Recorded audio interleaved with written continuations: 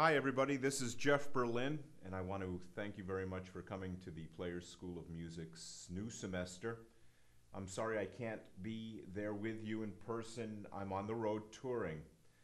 One of the benefits of studying music and practicing playing is to achieve a level of capability where people want to use you in a professional manner. So I'm fortunate in this regard, and so I had to be away for a little while from the school. Usually I'm there all the time, but I had to go on this trip. I am traveling for a little while. I will be back, and we will be together, and I will spend plenty of time one-on-one in groups, and we'll work out a lot of areas of music and music education. I know we have some of the older guys mixed in with some of the new guys. And to the new students that have come to this school, a benefit of this school is go to these older, students that have been here longer than you and have them tell you how things sort of work around the school. It's a very easy premise at the Players School. It's very simple in this. All you have to do is do the job assigned to you. Now, I know that there are students here that do not read music. I would assume that you read maybe a little bit. If you don't read music or read very little, then that's where you're going to begin here at the Players School of Music. You're going to begin learning how to read music. You're going to begin in a slow manner in order to read music. Reading music is so essential that it's impossible for me to imagine having a music school without emphasizing reading as a daily part of your studies.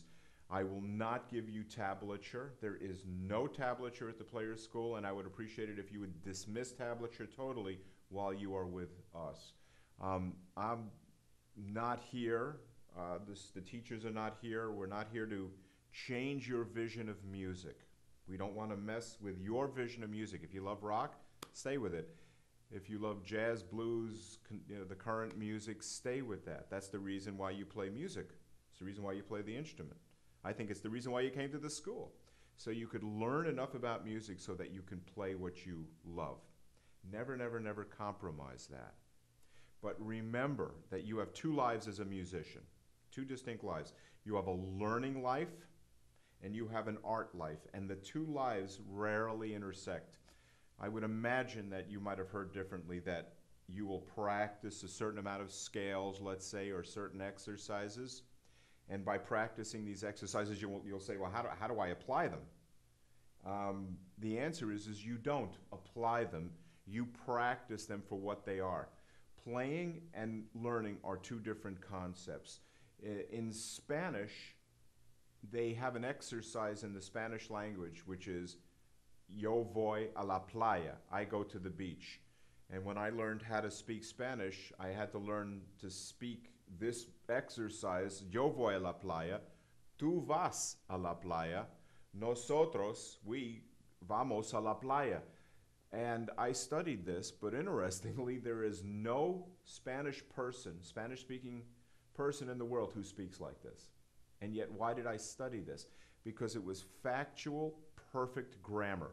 And by learning factually and by learning perfectly, I could then artfully, conversationally speak the language. So there is a real distinction here between learning music and playing music. So when you're learning scales or learning reading, you don't have to apply it. I want to make this experience for you very easy. Don't overstate your studies. Don't apply these things. Don't memorize your homework deliberately. Don't practice hours and hours and hours a day thinking that that's important. A musician gets better in pieces. A musician always improves in pieces. I'm looking at the floor here because I happen to find this little piece of tape on the floor here in front of me. I don't know if there's other things here. I now picked up two items off the floor here. Now my question to you would be, is this room where I'm sitting now cleaner? What do you think? The answer is yes. This room is cleaner. But my next question is can you see the difference? Can you see it as a cleaner room? And the answer will probably be no, because they're two small items that I use to change the appearance of this room. Music is exactly the same thing. A musician gets better in pieces. A musician gets better by learning a small concept of music every day, little by little, and onward and onward and onward. And if you can stick to this premise, you become a capable learned musician, studied musician. That's the message of the Players School. That's my message to you, that as a learning musician, you don't have to kill yourselves to learn music. You just have to learn music every day in a reasonable daily attendance of your exercises. That's all. That's how I did it since I'm 5 years old. I'm 52 now, so I guess I've been in music for 46 years, is it? 46, 47 years. And if I'm in music that long, how did I acquire the skills that I got? I acquired them through my daily attention to my instrument. And that's the success of all musicians. So I want you to practice every day, 5 days a week minimum, 6 if you can. Even take the 7th day off. God rested too, you can rest. So don't kill yourselves by practicing every day. And also, when you're learning new music, you're learning music that has no emotional meaning to you, right? No music that you study has emotional meaning. Going ba ba do boo da da da da da da da da da do do do has no emotional meaning. So you have to remember that you're learning these concepts and that you don't want to learn them with the idea that they're artful and meaningful to you. It's information, like grammar is information. When you assemble a piece of furniture, or you bought a lawnmower, or you bought a piece of machinery or something, small thing for the house, they always come with directions. And what you have to do is you have to take A and B and put this together here, and then connect this and connect that, and then you have a finished, put together device that you bought, right? And this device finally can work according to the needs that you had when you bought it. That's the so-called art end of it. It finally functions. It works. It's a solid table. It's a solid piece of, machinery or a blender or whatever in the kitchen.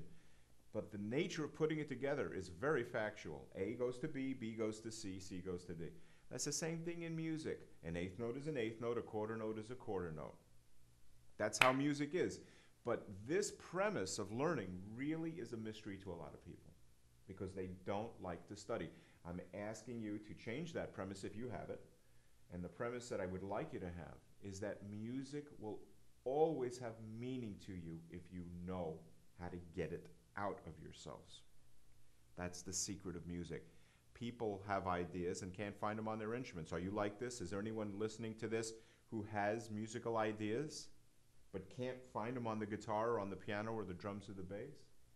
If you have this experience, then your lack of knowledge is in 2 areas: music and how the instrument functions. This is how it works.